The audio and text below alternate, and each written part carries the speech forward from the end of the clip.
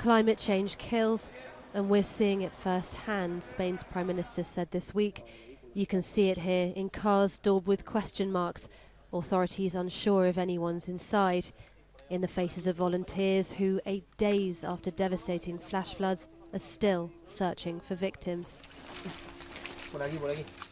Ethan and Ruben, 5 and 3 years old, have brown and blonde hair and chubby cheeks, their missing notice reads. They were swept out of their father's arms after a wall collapsed.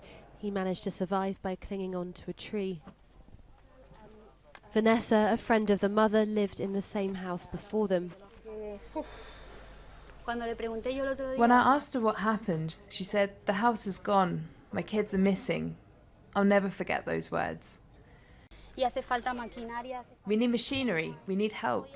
Today there are more volunteers, but we don't have diggers to clear any of this. They could be buried underneath.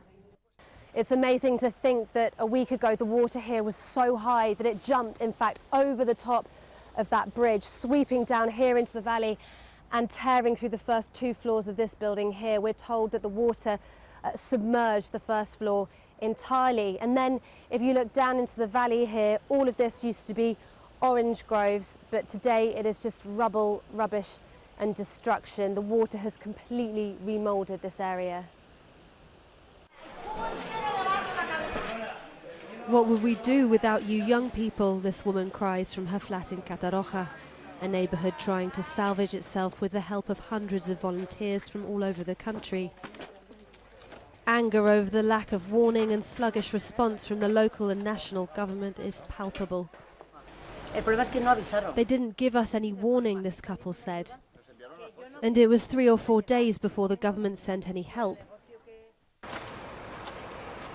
Today, though, new warnings that disasters like this will become more frequent.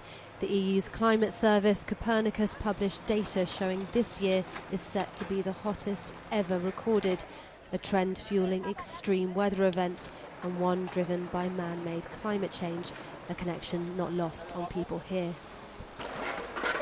The reality is that this is something we can control, but the responsibility is on everyone.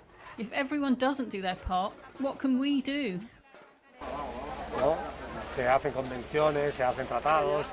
Politicians sign agreements that they never fulfill. They sign treaties, they go to meetings, but nothing ever happens. In politics here in Spain, they say they care a lot about climate change, but they're not really caring about the consequences, that it's this, it's showing what's happening. So when you have climate deniers in the government, you have climate deaths as a consequence. Juan Bodera is a climate journalist and regional MP who tabled plans for better flood research and preparation earlier this year.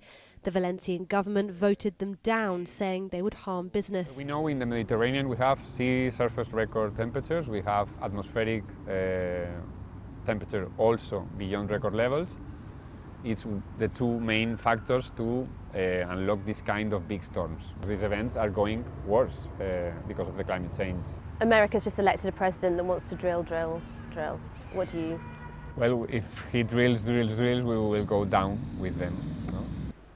The landmark Paris Agreement to keep the global temperature rise to 1.5 degrees above pre-industrial levels this century is on the shakiest of ground. Today, scientists have said we're almost certain to breach that symbolic mark for the first time ever this year. Global leaders will meet next week at COP29 to discuss the climate crisis amid a growing backdrop of doubt over their will to fight it. Lives here, meanwhile, remain paused and lost by torrential rains that have torn through towns and cities and may soon fall again.